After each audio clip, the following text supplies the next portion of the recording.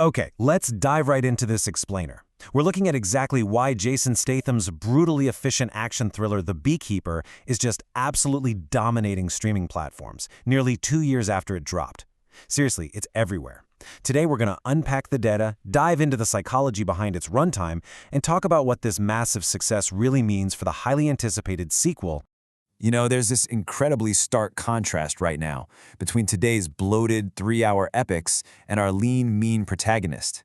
In 2024 and 2025, we've all been kind of conditioned to expect these heavy exposition dumps and endless CGI armies, right? The kinds of movies that eat up your entire evening just to get through the opening act. Well, The Beekeeper completely rejects that whole model. Instead, it leans hard into relentless pacing and practical fists.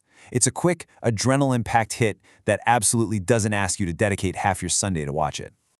But before we hit the hard data, we really need to understand the lore driving this whole engine.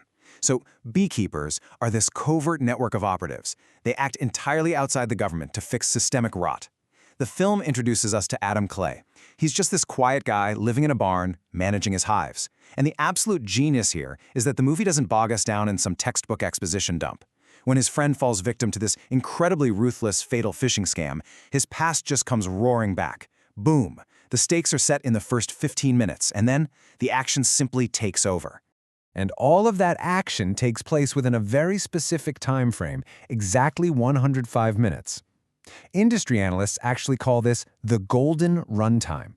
When we look at streaming behavior, this specific number is just absolute magic. I mean, a movie that clocks in at under 2 hours has this massive, undeniable advantage in today's digital landscape. It actually respects your time, and it delivers the goods without a single ounce of unnecessary fat. So, what does this mean? This golden runtime translates directly into massive rewatchability. Just think about your own viewing habits for a second. If it's 10 p.m. on a random weeknight, you are way more likely to click play on a complete, zero-filler story than commit to some 3-hour marathon, right?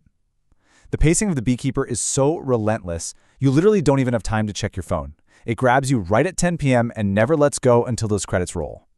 For the streaming giants, keeping you glued to the screen like that without getting distracted, that is the ultimate metric of success. But hey, runtime isn't the only factor at play here. We've got to talk about the R rating. An R rating isn't just some sticker slapped on a movie poster, it's a promise to the audience. Director David Ayer, the guy who gave us incredibly gritty films like Training Day and Fury, he totally understands that action needs genuine danger. This R rating allows for lethal choreography where you truly feel the weight and the real consequence of the violence. When Adam Clay clears out a room full of mercenaries, there's this uncompromising brutality to it. The camera doesn't shy away from the impact. Just contrast that with what we're typically fed today. We get all this watered-down PG-13 action, custom designed to sell theater tickets, but it almost always lacks real stakes.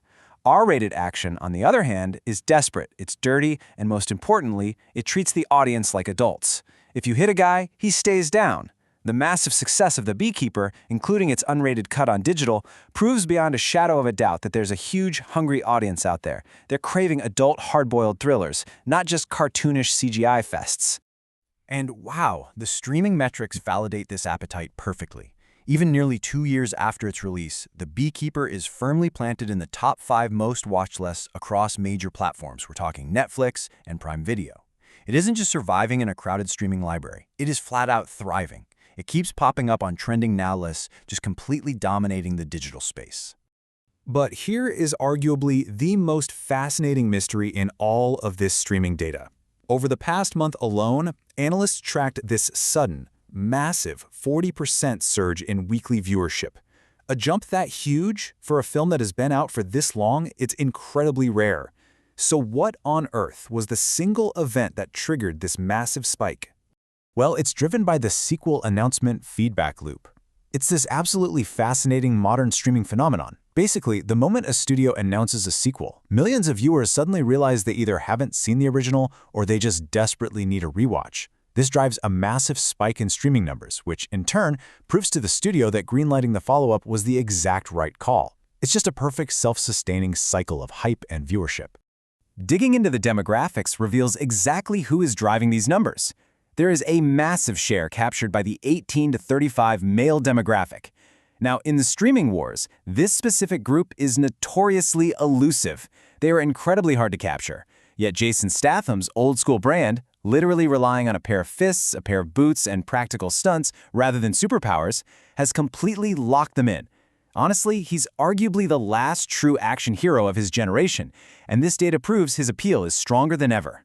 Which brings us to the future and the main event, the Beekeeper 2 Hive Mind. Guys, the hype train is officially leaving the station. Principal photography is already wrapped, David Ayer is back in the director's chair, and Statham is once again suiting up as Adam Clay. We're looking at a predicted release in early 2027, and crucially, the studio is not pulling any punches here.